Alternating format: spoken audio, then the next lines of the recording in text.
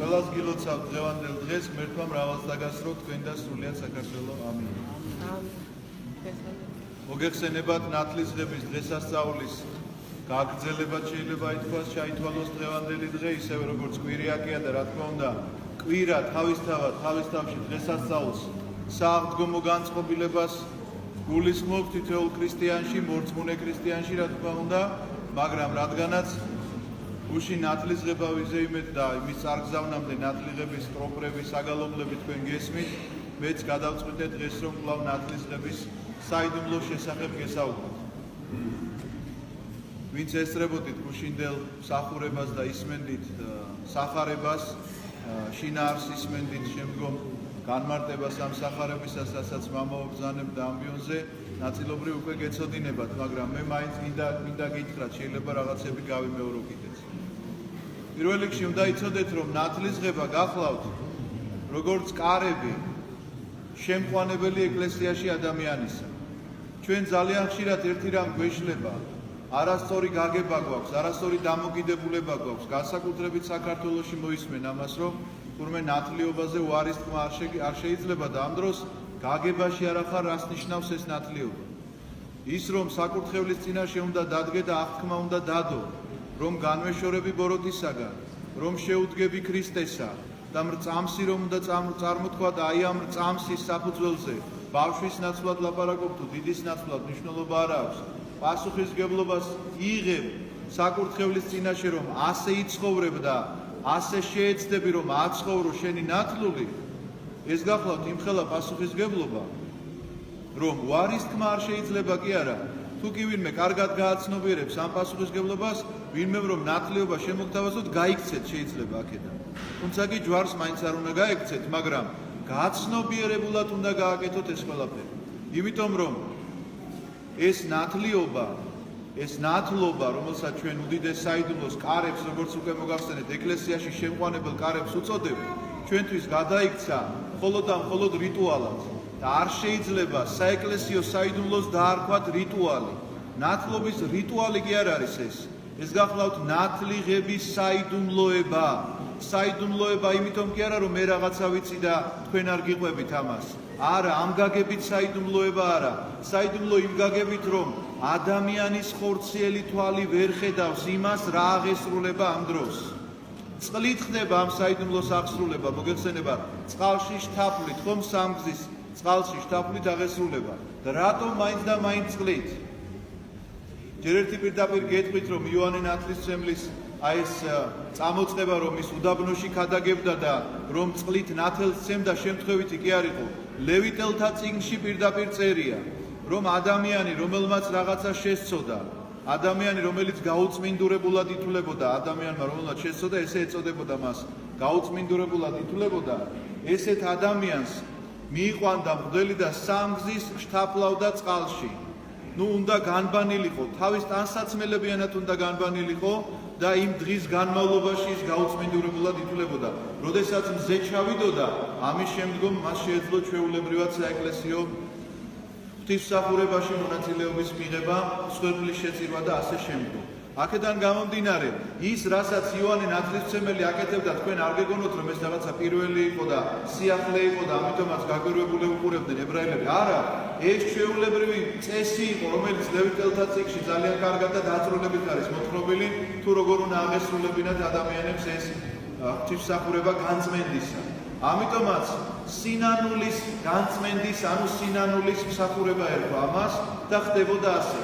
მოდიოდა ადამიანი თავის ცოდვებს აღიარებდა მღვდლის წინაშე, რასაც ჩვენ ახლა აღსარების საიდუმლოს ვეძახით, დაახლოებით ესე რომ წარმოიდგინოთ და ამის შემდგომ მოხდებოდა მისი წყალში განბანვა თავის ტანსაცმელებიანად.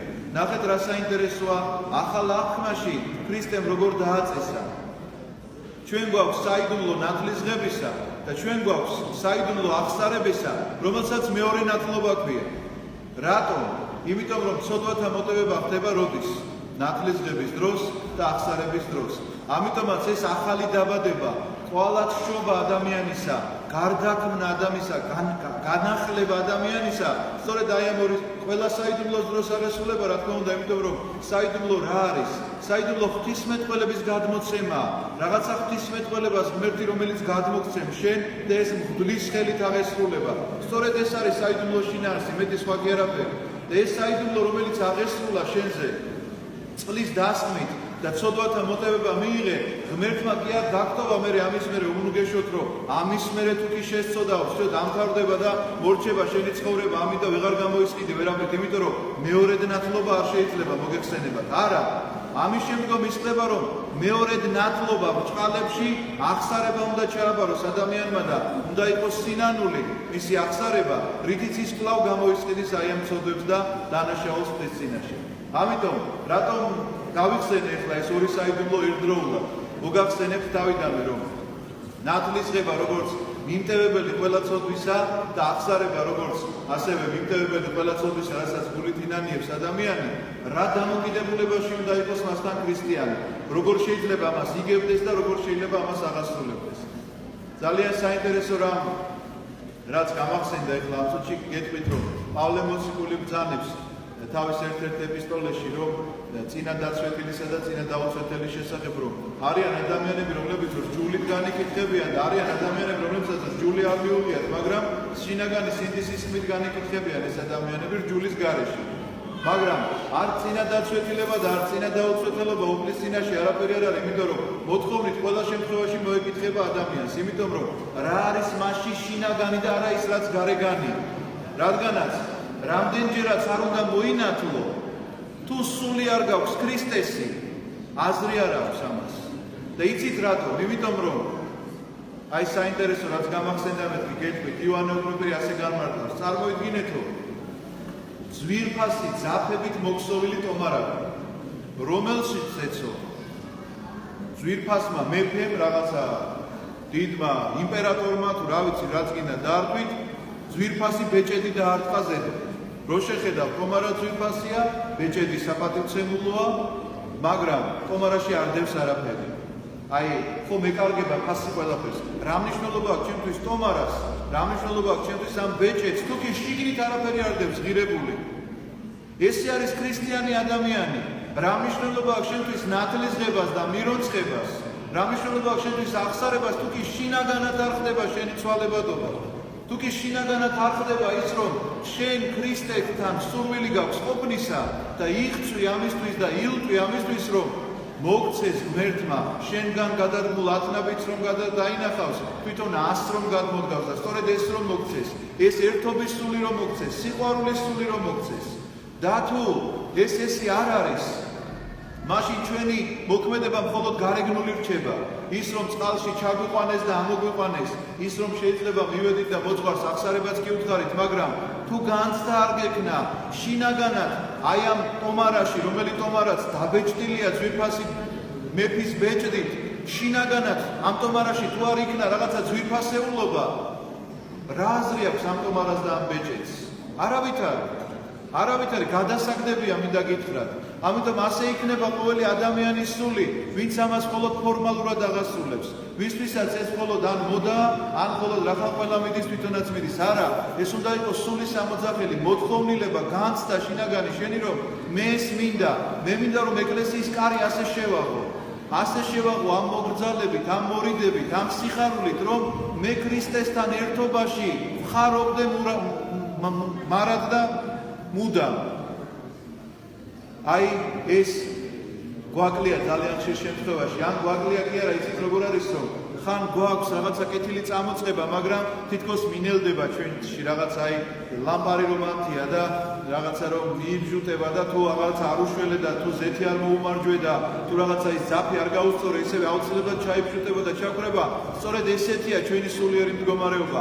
მას ჭირდება ესეთი შემოძახილი, ხან ზეთის დამატება ჭირდება, ხან იმ ძაფის გასწორება ჭირდება და იცოდეთ რომ ნათლობით კი არ იწყება, კი არ მთავრდება უკაცრავად ეკლესიასთან ურთიერთობა, ძალიან ბევრს ასე წარმოუდგენია. თავარია რომ მონათლულია. როცა გითხავ ადამიანს, ვინ ხარ ქრისტიანი ვარ, იმიტომ რომ მოინათლა. და არ ხარ ამ დროს ქრისტიანი. მოინათლე კი არა, შეიძლება საკურთხეველშიც იდგე, მაგრამ ქრისტიანი მაინც არ იყო. იმიტომ რომ ქრისტიანობა მოწმობით არ გაიცემა, ბეჭდის დარტყმით არ გაიცემა ქრისტიანობაზე საფუძვი. ქრისტიანობა შენი შინაგანი მდგომარეობა, რომელიც გარეგნულადაც ვლინდება, რომელიც აუცილებლად შენ საქციელში ვლინდება, ლაპარაკში ვლინდება, მოქმედებაში ვლინდება, ადამიანებთან ურთიერთობებში ვლინდება. ამიტომაც დანო და ძმანო, იყავით ქრისტიანები, იყავით მონათლულები, არა იმისთვის რომ სახელად გერკვათ ასე, არამედ შინაგანად გქონდეთ ეს განცდა, შინაგანად გქონდეთ მოთხოვნა იმისა, რომ სიკეთე აკეთოთ, ქრისტესთან ერთად ყოფნის შინაგანი მოთხოვნილება გქონდეთ და უფალი შეიწირავს მაშინ თქვენს ლოცვას და თქვენი ლოცვა იქნება კეთილსურნელოვანი. ამინ. გალოცვილი და გახარებული გამოგოთ.